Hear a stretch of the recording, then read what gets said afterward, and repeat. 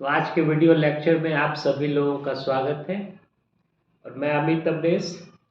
From the aspiration. काफ़ी दिन हो गए थे किसी भी वीडियो को अपलोड किए हुए। उसके पीछे का कारण यही था कि काफ़ी ज़्यादा ये मौसम खराब हो रखा है हम लोगों की सिटी में और पूरे स्टेट में ही। उसके कारण यह सामान्य जनजीवन प्रभावित हुआ है। उसी के कारण हम लोग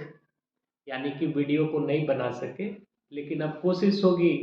कि हम लोग अब इसके बाद से ये रेगुलर हम लोग हों। हमारा जहाँ तक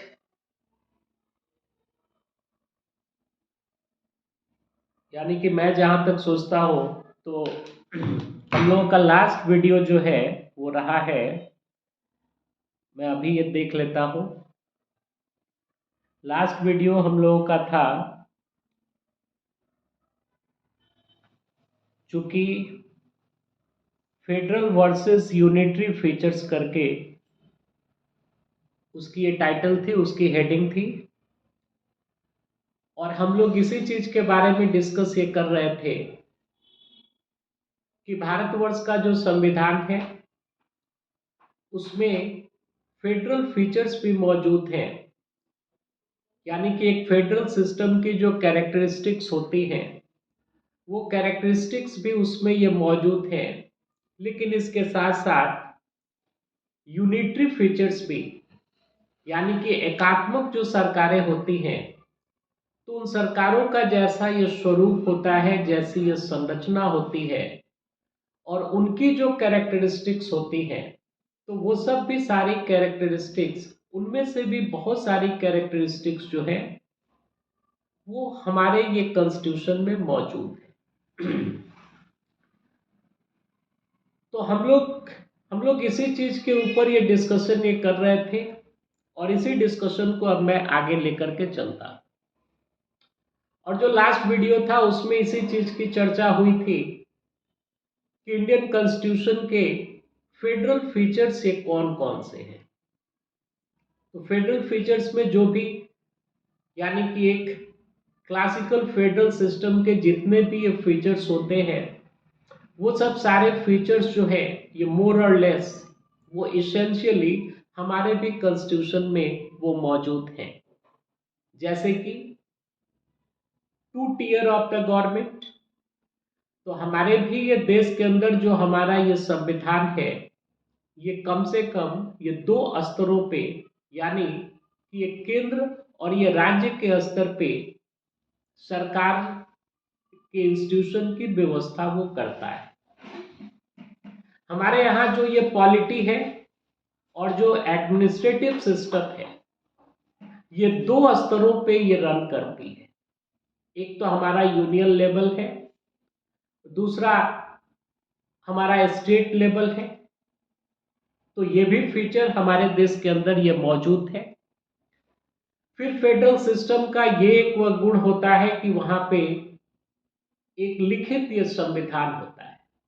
रिटन कॉन्स्टिट्यूशन होता है। तो रिटन कॉन्स्टिट्यूशन हमारे भी देश में मौजूद है and our constitution is the supreme law of the land. हमारा जो संविधान है वो हमारे देश का सर्वोच्च कानून है और हमारे देश के अंदर शासन और प्रशासन की जो भी ये व्यवस्था है, जो भी उसका इंस्टीट्यूशनल सेटअप है या जो भी उसके प्रोसीड्यूरल जो मैकेनिज्म्स है वो सारे के सारे मैकेनिज्म्स और सारे के सारे जो इंस्टीट्यूशंस है यानी संस्थान है हमारे गवर्नमेंट के, वो संविधान के प्रावधानों के अनुरूप ही वो संचालित होते हैं। और शासन के किसी भी किसी भी ऑर्गन को, किसी भी अंग को ये स्वतंत्रता नहीं है कि वो हमारे ये कॉन्स्टिट्यूशन को बाईपास कर दे या हमारे कॉन्स्टिट्यूशन से इतर जा करके उसको बाईपास करके और वो कोई वो काम करे। तो हमारे यहाँ रिटन कॉन्स्टिट्यूशन भी है, सुप्रीमेसी ऑफ द कॉन्स्टिट्यूशन भी है, यानी कि संविधान की सर्वोच्चता भी है। इसके साथ साथ हमारे यहाँ इंडिपेंडेंट और इम्पार्शियल जुडिशरी भी है, यानी कि स्वतंत्र और निष्पक्ष न्यायपालिका जो है उसका भी हमारे देश के अंदर अस्तित्व है। तो ब्रॉडली देखा जाए तो एक फेडरल सिस्टम के अंदर उसकी जितनी भी कैरेक्टरिस्टिक्स होती हैं वो सारी कैरेक्टरिस्टिक्स जो है वो हमारे भी वो कॉन्स्टिट्यूशन में मौजूद हैं। और मैंने एक बार और आपको बोला था कि हमारे सुप्रीम कोर्ट ने इस चीज की व्यवस्था दी है कि इंडियन कॉन्स्टिट्यूशन का जो फेडरल जो उसका कैरेक्टर है वो फेडरल कैरेक्टर जो है वो हमारे कॉन्स्टिट्यूशन के इसेंशियल फीचर में यानी कि उसके ये बेसिक फीचर में उसको इंक्लूड किया गया है। यानी कि हमारे संविधान को इस प्रकार से संशोधित नहीं किया जा सकता है जिससे कि हमारे कॉन्स्टिट्यूशन का जो फेडरल कैरेक्टर है वो फेडरल कैरेक्टर पे किसी भी प्रकार का ये कुठाराघात हो या उसके ऊपर ये किसी भी प्रकार का निगेटिव इम्पैक्ट पड़े। तो फेडरलिज्म जो है, फेडरल सिस्टम जो है वो हमारे ये कॉन्स्टिट्यूशन का एक एक प्रकार से वो अंडर करेंट यानी कि वो वो एक अंतर्निहित अवधारणा जो है या वो व्यवस्था जो है वो हमारे ये कॉन्स्टिट्यूशन के अंदर मौजूद है। लेकिन इसके साथ साथ हमने आपको ये भी बताया था कि फॉर सम स्पेशल रीजंस और deliberately the term federation has nowhere been used in our constitution। यानी कि ये फेडरेशन जो वर्ड है ये जानबूझ करके डेलिबरेटली भारतीय संविधान के किसी भी ये पार्ट में या कहीं पे भी इसका यानी एक्सप्रेस्ड मैनर में इसका उल्लेख नहीं किया गया है, बल्कि उसके स्थान पे जिस टर्म का यूज हुआ है हमारे कॉन्स्टिट्यूशन में आर्टिकल फर्स्ट में ही वो टर्म है कि India shall be A union of states, यानी भारतवर्ष जो है वो राज्यों का एक संघ होगा। इसके ऊपर डिस्कशंस हो चुके हैं। अब हम लोग इस चीज को भी देखेंगे कि इंडियन कॉन्स्टिट्यूशन में यानी ऐसे भी बहुत सारे फीचर्स मौजूद हैं, ऐसे भी बहुत सारे फीचर्स मौजूद हैं जो कि एक फेडरल सिस्टम के प्रतिकूल वो फीचर्स है। यानी कि वो सब सारे फीचर्स फेडरलिज्म को या कोऑपरेटिव या फेडरलिज्म की अवधारणा को बढ़ाने के अनुकूल वो नहीं है, बल्कि उनका जो स्वरूप है या उनका जो ये कैरेक्टर है वो यूनिटरी टाइप की ये गवर्नमेंट हो, यानी कि जो एकात्मक सरकारें होती हैं जिसमें कि सेंट्रल अथॉरिटी ही ये फाइनल अथॉरिटी होती है किसी भी कंट्री में, तो उस प्रकार के स्वरूप को या उस प्रकार की ये व्यवस्था को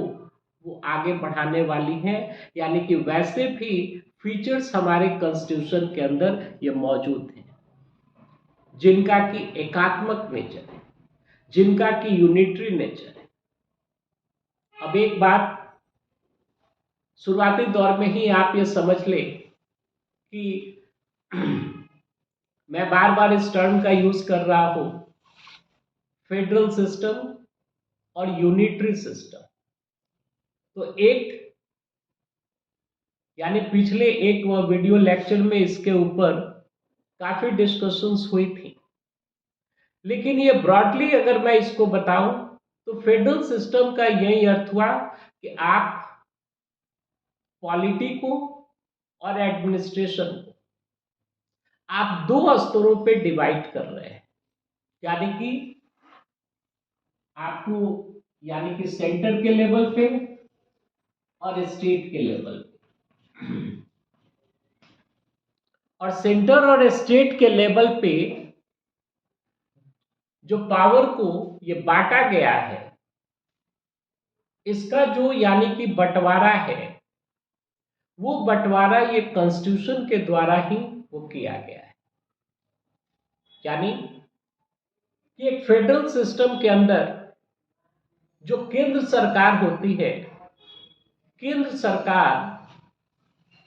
अपने ये ज्यूरिडिक्शन में, यानी कि वैसे मामले या वैसे ये विषय शासन और प्रशासन के जिसमें कि उसको अधिकार दिया गया है कॉन्स्टिट्यूशन के द्वारा कि आप उन मामलों को देखें। जैसे कि भारतवर्ष में अगर हम यहाँ के यूनियन लिस्ट की बात करें तो हमारी जो ये केंद्र सरकार है, तो बहुत सारे ये सब्जेक्ट्स जो है वो यूनियन लिस्ट में मौजूद। जैसे मान लीजिए कि यूनियन लिस्ट में आपका ये डिफेंस आता है, आपको जैसे ये मनी एंड बैंकिंग आती है, जैसे कि मान लीजिए कि ये फॉरेन अफेयर्स आता है, जैसे कि मान लीजिए कि रेलवेज आता है। तो ये सब जो सब्जेक्ट्स हैं, ये सब सारे सब्जेक्ट्स जो है वो यूनियन लिस्ट में। यूनियन लिस्ट में होने का ये मतलब हुआ कि ऐसे सारे सब्जेक्ट्स के ऊपर शासन और प्रशासन, यानी ऐसे ये सब्जेक्ट्स के ऊपर अगर कोई लॉ बनाना है, अगर कोई ये कानून बनाना है या उस कानून का अनुपालन अगर सुनिश्चित करना है, यानी कि उस लॉ को अगर इम्प्लीमेंट करना है, तो जो केंद्रीय स्तर पे यानी कि सेंटर के लेवल पे जो विधायिका और कार्यपालिका वो काम कर रही है। तो सेंट्रल लेवल पे हमारी ये विधायिका का नाम क्या है? हमारे देश का पार्लियामेंट, हमारे देश की संसद। तो यूनियन लिस्ट के जो भी ये सब्जेक्ट्स होते हैं, उन सब्जेक्ट्स के ऊपर कानून को यानी कि लॉ को जो बनाने की जो जिम्मेवारी होती है या जो अथॉरिटी होती है, वो उसकी वो जो अथॉरिटी है, वो अथॉरिटी पार्लियामेंट के पास है। और उस कानून को इम्प्लीमेंट करने का जो पावर है या जो ज्यूरिडिक्शन है, जो क्षेत्राधिकार है, ये सेंट्रल गवर्नमेंट का है। ठीक उसी प्रकार से अगर स्टेट लिस्ट में अगर कोई ये सब्जेक्ट है, स्टेट लिस्ट में जैसे मान लीजिए कि ये आपको ये पुलिस, ये स्टेट लिस्ट का सब्जेक्ट है, तो उसके ऊपर अगर किसी प्रकार का ये लॉ बनाना हुआ, यानी कि कानून बनाना हुआ, तो उस कानून को ये यानी कि बनाने की जो अथॉरिटी है वो स्टेट लेवल पे जो लेजिस्लेचर कार्य कर रहा है, यानी कि राज्य के स्तर पे जो वहां की विधायिका काम कर रही है, जिसको कि लेजिस्लेटिव असेंबली हम लोग बोलते हैं, उसका ये यानी कि क्षेत्राधिकार के अंतर्गत आता है कि वो स्टेट लिस्ट के ऊपर, स्टेट लिस्ट का अगर कोई सब्जेक्ट है, उस सब्जेक्ट के ऊपर वो कानून को बनाए और उस कानून को इम्प्लीमेंट करने की जो जिम्मेवारी है या वो जो अथॉरिटी है वो स्टेट ये गवर्नमेंट के पास है। तो कहीं से भी ओवरलैपिंग जो है वो नहीं हुआ है। हाँ, ये जरूर है कि हमारे यहाँ 7 शेड्यूल में एक वक्त कंकरेंट लिस्ट की भी उसकी भी बात की गई है, जिसको कि समवर्ती सूची बोलते हैं हम लोग। उसके बारे में आगे हम ये डिस्कशन करेंगे। हालांकि एक नटसेल में आपको बता दें कि समवर्ती सूची के जो विषय होते हैं, उन विषयों के ऊपर केंद्र और राज्य दोनों ही कानून बनाने के लिए सक्षम है। यानी कि भारतीय संसद भी कानून बना सकती है और राज्यों की विधानसभाएं भी कानून बना सकती है। लेकिन अगर किसी केस में एक ही विषय के ऊपर पार्लियामेंट और किसी राज्य की विधानसभा एक दूसरे के म्यूचुअली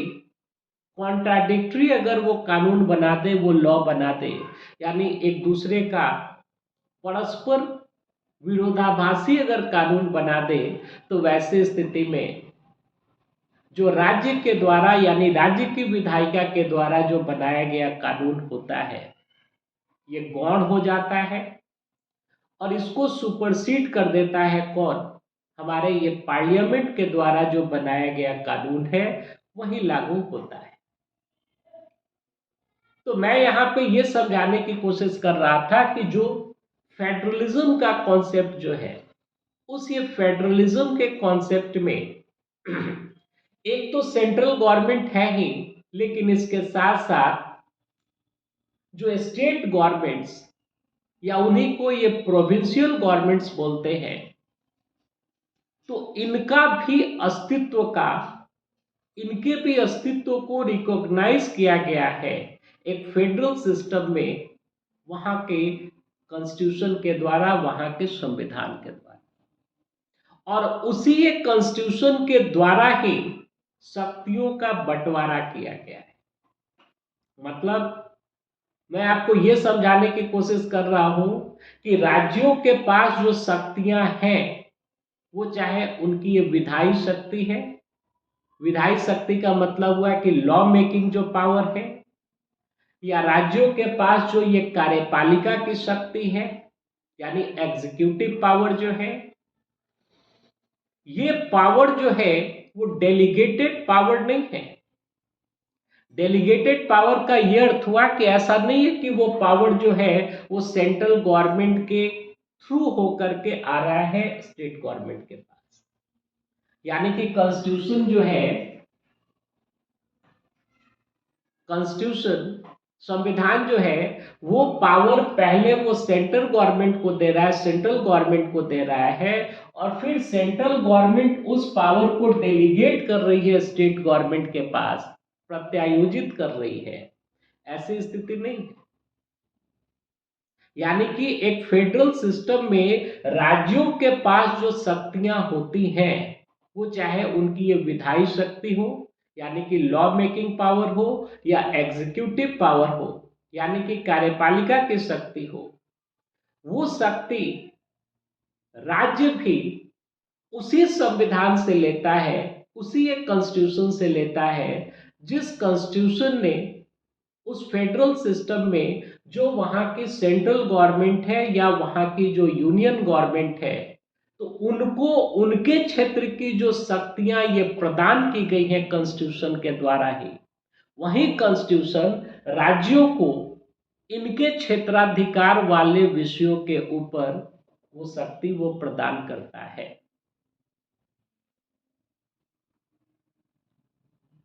आप शायद हमारी बात को ये समझ रहे होंगे। यानी कि मैं एक बार और बोलूं कि राज्यों के पास जो शक्तियां हैं, वो शक्तियां डेलीगेशन के फलस्वरूप नहीं आई है। हिंदी में बोलते हैं ये प्रत्यायोजन, यानी कि राज्य जो है वो प्रत्यायोजित शक्तियों का इस्तेमाल वो नहीं करती हैं। प्रत्यायोजित शक्ति का ये मतलब हुआ कि फाइनल अथॉरिटी जो है वो सेंटर के पास हो, और फंक्शनल अथॉरिटी जो है वो सेंटर वो दे रहा हो किसको? स्टेट को। और जब मन करे स्टेट से ये पावर को वो छीन ले, तो ऐसी स्थिति नहीं है। प्रत्यायोजन का मतलब ही होता है, डेलीगेशन का मतलब ही होता है कि जब कोई सुपीरियर अपने सबऑर्डिनेट को, जैसे मान लीजिए कि एक सिचुएशन में एक कोई व्यक्ति है, वो सुपीरियर है किसी ऑर्गेनाइजेशन में, किसी हायरार्की में, और बी जो व्यक्ति है मान लीजिए कि उसका ये सबऑर्डिनेट है। सबऑर्डिनेट का मतलब हुआ उसका ये कनिष्ठ है और ये वरिष्ठ है।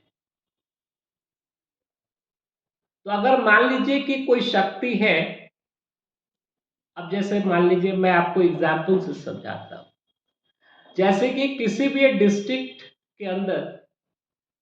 किसी भी डिस्ट्रिक्ट में जहां पर कि पुलिस या कमिश्नरेट सिस्टम मौजूद नहीं है, हम लोगों की जैसी ये नॉर्मल डिस्ट्रिक्ट है, जैसे कि मैं ये छपरा डिस्ट्रिक्ट से मैं बिलोंग करता हूँ, तो इस ये डिस्ट्रिक्ट का जो डिस्ट्रिक्ट मजिस्ट्रेट है, जो डिस्ट्रिक्ट एक कलेक्टर है, उन्हीं के पास ये फाइनल रेस्पॉन्सिबिलिटी उनको दी गई है कि इस पूरे ये डिस्ट्रिक्ट में, मतलब आप जिस डिस्ट्रिक्ट के मजिस्ट्रेट हैं, उस पूरे ये डिस्ट्रिक्ट में लॉ एंड ऑर्डर के मेंटेनेंस का, यानी कि कानून और व्यवस्था की स्थिति जो है वो मेंटेन रहे, आपसी ये सद्भाव मौजूद रहे, शांति और व्यवस्था बनी रहे, इसकी प्राथमिक जिम्मेवारी जो है, प्राइमरी रेस्पॉन्सिबिलिटी जो है, वो इस ये डिस्ट्रिक्ट में यहाँ के डिस्ट्रिक्ट मजिस्ट्रेट, अब डिस्ट्रिक्ट मजिस्ट्रेट की है, तो इस जिम्मेवारी का निर्वहन करने के लिए उसको अथॉरिटी भी चाहिए, क्योंकि जब तक उसको अथॉरिटी नहीं मिलेगी, अथॉरिटी का सामान्य सा मतलब समझिए कि एक कानूनी शक्ति, ठीक है, लीगल पावर, तो जब तक उसको अथॉरिटी नहीं मिलेगी तो वो रेस्पॉन्सिबिलिटी को वो कैसे उसको एक्सरसाइज कर सकता है।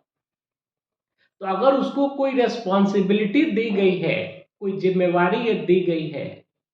तो उस जिम्मेवारी के निर्वहन के लिए उसको ये शक्ति भी प्रदान की गई, जिसको कि अथॉरिटी बोला गया, उसको मजिस्ट्रियल पावर हासिल है। पूरे ये डिस्ट्रिक्ट के जो भी उसका ये ज्यूरिडिक्शन है, अपने डिस्ट्रिक्ट का वो मैजिस्ट्रेट है। आप लोग सुनते होंगे कि जिला दंडाधिकारी, वो मैजिस्ट्रेट भी है। अब आप समझिए कि डीएम साहब तो है एक, अब डीएम साहब और इतनी बड़ी ये डिस्ट्रिक्ट है, और ये लॉ एंड ऑर्डर को मेंटेन करने का जो जो कार्य है, ये कार्य बहुत ही डिमांडिंग है। इसमें बहुत सारे चीजों को देखना होता है, बहुत सारे, यानी कि मैनेजमेंट्स को, बहुत सारे रेगुलेशंस को, बहुत सारी ये चीजों को करनी होती है अपनी जिम्मेवारी को निभाने के लिए। तो अकेले वो इस कार्य को नहीं कर सकते, तो उनको असिस्ट करने के लिए, जैसे मान लीजिए कि डिस्ट्रिक्ट एक कलेक्टर के नीचे एक पोस्ट एक क्रिएट किया गया है, आपको डिस्ट्रिक्ट के मजिस्ट्रेट के नीचे, जिसको बोलते हैं ये एडीएम, ठीक है, एडिशनल डिस्ट्रिक्ट के कलेक्टर। तो लॉ एंड ऑर्डर के मामले में वो मातहत है, यानी सबऑर्डिनेट है, वो किसके, डिस्ट्रिक्ट मजिस्ट्रेट के। फिर आप ये सब डिवीजन में चले आइए, तो एक सब डिवीजन में जो वहां का सब डिविजनल ऑफिसर है, यानी एसडीओ साहब जो है, वो भी मजिस्ट्रियल पावर उनके भी पास है, और अपने ये सब डिवीजन के अंदर कानून और व्यवस्था की स्थिति को बनाए रखने के लिए वो भी जिम्मेवार है। फिर नीचे आ जाइए, तो सब डिवीजन के नीचे ये सर्कल होती है। डिस्ट्रिक्ट एडमिनिस्ट्रेशन का यही स्वरूप ही है भारतवर्ष में। सर्किल में आ जाइएगा, तो एक सर्किल में सर्किल ऑफिसर होता है, तो जो सर्किल ऑफिसर होते हैं, अंचलाधिकारी होते हैं, उनको भी ये जिम्मेवारी डेलीगेट किया गया। तो आप देखिए कि ये कानून के प्रावधानों के तहत एक डिस्ट्रिक्ट के अंदर कानून और व्यवस्था को बनाए रखने की जो जिम्मेवारी है, वो जिम्मेवारी डिस्ट्रिक्ट मजिस्ट्रेट साहब को सौंपी गई है। ध्यान दीजिएगा, यानी अंतिम रूप से जो सवाल जवाब होगा, यानी कि अगर ये डिस्ट्रिक्ट में अगर किसी प्रकार का कानून और व्यवस्था के ये भंग होने की अगर स्थिति उत्पन्न हो गई, किसी प्रकार की अव्यवस्था फैल गई, तो वैसी स्थिति में अंतिम रूप से जो सवाल जवाब होगा, वो अंतिम रूप से सवाल जवाब ये डीएम साहब से होगा, क्योंकि ये डीएम साहब ही रेस्पॉन्सिबल है, फाइनली रेस्पॉन्सिबल है अपने डिस्ट्रिक्ट में लॉ एंड ऑर्डर को मेंटेन उसको रखने के लिए। लेकिन ये काम चूंकि ये अकेले नहीं कर सकते हैं, तो इस काम में उनको असिस्ट करने के लिए इनके डिफरेंट डिफरेंट लेवल्स पे इनके सबऑर्डिनेट्स भी हैं। जैसे कि फर्स्ट लेवल पे इनका जो इमीडिएट मातहत हुआ इस काम में असिस्ट करने के लिए, वो आपको एडीएम साहब हो गए, additional district magistrate. Additional district magistrate जो है ये डिस्ट्रिक्ट के लेवल पे वो कोऑर्डिनेट कर रहे हैं और असिस्ट कर रहे हैं डीएम को किन मामलों में, तो लॉ एंड ऑर्डर से संबंधित व्यवस्था को बनाए रखने। अब इससे नीचे आइएगा, मान लीजिए कि सी लेवल पे ये सब डिवीजन में आ जाइए। तो सब डिवीजन के लेवल पे एसडीओ साहब जो है वो एसडीओ साहब हेल्प कर रहे हैं डीएम साहब को लॉ एंड ऑर्डर को बनाए रखने के लिए। और सर्किल के लेवल पे जाइएगा तो सीओ साहब जो है, ये सीओ साहब सर्किल ऑफिसर जो है, ये लॉ एंड ऑर्डर को मेंटेन रखने के लिए असिस्ट कर रहे हैं। अब आप देखिए, फाइनल अथॉरिटी है किसके पास? डिस्ट्रिक्ट मजिस्ट्रेट के पास। लेकिन चूंकि ये डिस्ट्रिक्ट मजिस्ट्रेट हर एक सिचुएशन में हर एक जगह पे वो खुद से जाकर के कार्य नहीं कर सकते हैं, तो इस कारण दूसरे भी अन्य पोजीशंस का गठन किया गया है। जैसे कि एडीएम का पोस्ट हुआ, एक सब डिवीजन में एसडीओ का पोस्ट हुआ, इन सारे ये पोस्ट का निर्माण किया गया है अलग अलग ये क्षेत्रों में इस कार्य को करने के लिए। तो इन कार्यों को करने के लिए जैसे कि एसडीओ साहब को जो अथॉरिटी मिलती है लॉ एंड ऑर्डर को मेंटेन रखने के लिए, जैसे मान लीजिए कि कहीं पे कोई ये मजमा हो गया, आप लोग सुनते होंगे कि एसडीओ साहब ने ये लाठी चार्ज का ऑर्डर दे दिया या गोली चलाने का ऑर्डर दे दिया, तो वो बेसिकली वो अथॉरिटी जो है वो डीएम साहब के पास थी। लेकिन ये डीएम साहब ने उस अथॉरिटी को डेलीगेट किया। प्रत्यायोजन, डेलीगेशन का यही मतलब होता है कि जब कोई सुपीरियर अपने से सबऑर्डिनेट को, ठीक है ना, एक लीगल प्रोसेस से, एक कानूनी प्रक्रिया का ये पालन करते हुए जब वो अपनी फंक्शनल अथॉरिटी को जब वो ये ट्रांसफर करता है अपने ये सबऑर्डिनेट को, तो इसको डेलीगेशन बोला जाता है। फाइनल अथॉरिटी को वो नहीं ट्रांसफर कर रहा है, क्योंकि आप देखिएगा अल्टीमेटली, ठीक है, एसडीओ साहब जो एक्शन ले रहे हैं, कार्य कर रहे हैं, वो कर रहे हैं। आपको एडीएम साहब भी जो कार्य कर रहे हैं, जो एक्शन ले रहे हैं, लेकिन आपको डीएम साहब ने अपने इस अधिकार को कभी भी नहीं छोड़ा, या कभी भी वो अपने इस अधिकार को नहीं छोड़ सकते हैं कि वो इनसे ये पूछ सके, या अगर इन्होंने कोई डिसीजन लिया है तो उस ये डिसीजन में वो इंटरफेयर कर सके, या इनकी रेस्पॉन्सिबिलिटी को ये फिक्स कर सके, यानी उस एडमिनिस्ट्रेटिव हियरार्की में अपने इस अधिकार को डीएम साहब ने ये कभी भी नहीं छोड़ा। यानी कि फाइनल अथॉरिटी जो है, अल्टीमेट अथॉरिटी जो है, वो अल्टीमेट अथॉरिटी ये डीएम साहब के ही पास है। लेकिन जो उसकी फंक्शनल अथॉरिटी है, फॉर द टाइम बीइंग उस फंक्शनल अथॉरिटी को इनके जो सबऑर्डिनेट्स हैं, वो सबऑर्डिनेट्स एक लिखित और एक कानूनी प्रक्रिया का पालन करते हुए उस ये फंक्शनल अथॉरिटी को वो लोग एक्सरसाइज कर रहे हैं। लेकिन ये कभी भी पूछ सकते हैं, कभी भी इनकी रिस्पॉन्सिबिलिटी को, इनकी अकाउंटेबिलिटी को एक्चुअली एक्सट्रैक्ट किया जा सकता है इनसे, इनकी जो जिम्मेवारी है कानून और व्यवस्था से संबंधित ये मामलों में, वो जिम्मेवारी जो है वो कंप्लीटली वो डिस्ट्रिक्ट मजिस्ट्रेट के प्रति ये बनती है। तो ये डेलीगेशन हुआ, और डेलीगेशन का इस्तेमाल जो है वो एडमिनिस्ट्रेटिव कन्वीनियंस के लिए किया जाता है, यानी कि जहां पे प्रशासनिक रूप से सहूलियत की स्थिति को बनाए रखने के लिए ये एक प्रकार का एडमिनिस्ट्रेटिव इंस्ट्रूमेंट है जिसका के इस्तेमाल किया जाता है कि एडमिनिस्ट्रेशन में इफिशियंसी को बनाए रखने के लिए और एडमिनिस्ट्रेशन में इफेक्टिवनेस को बनाए रखने के लिए। लेकिन आप यहाँ पे देखिए, ये तो मैं एक एग्जांपल दे रहा था, आप यहाँ देखिए हमारे, अब इसको थोड़ा यहाँ पे अप्लाई कीजिए, इसको आप मान लीजिए एक क्षण के लिए वरिष्ठ मान लीजिए सेंटर, और स्टेट जो है इसको ये कनिष्ठ मान लीजिए। ठीक है, वरिष्ठ का मतलब यहाँ पे है सुपीरियर, और इसको मान लीजिए कि सबऑर्डिनेट।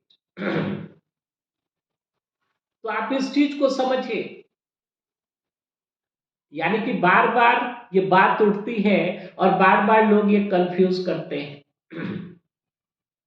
हमारे जो स्टेट के लेवल के जो गवर्नमेंट्स हैं या स्टेट के लेवल पे जो इंस्टीट्यूशंस काम कर रहे हैं,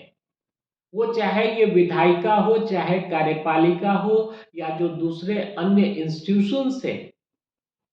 वो किसी भी मायने में वो सेंट्रल गवर्नमेंट के सबऑर्डिनेट नहीं है। यानी बिहार सरकार जो है, बिहार सरकार या यूपी सरकार जो है, या किसी भी राज्य की जो सरकार है, वो सेंट्रल गवर्नमेंट की सबऑर्डिनेट नहीं है। जैसे कि यहां पे आपने देखा एक सुपीरियर अपने सबऑर्डिनेट को अगर कोई पावर ये ट्रांसफर कर रहा है तो उसको ये डेलीगेशन बोलते हैं, प्रत्यायोजन बोलते हैं। लेकिन ऐसे मामलों में ये चीज होती है कि वो 100% पावर जो है वो सुपीरियर 100% पावर को पूरी तरीके से वो ट्रांसफर नहीं कर देता है अपने ये सबऑर्डिनेट को। बहुत ही कंसेप्चुअल क्लास हो चला है। 100% वो ट्रांसफर नहीं कर देता है।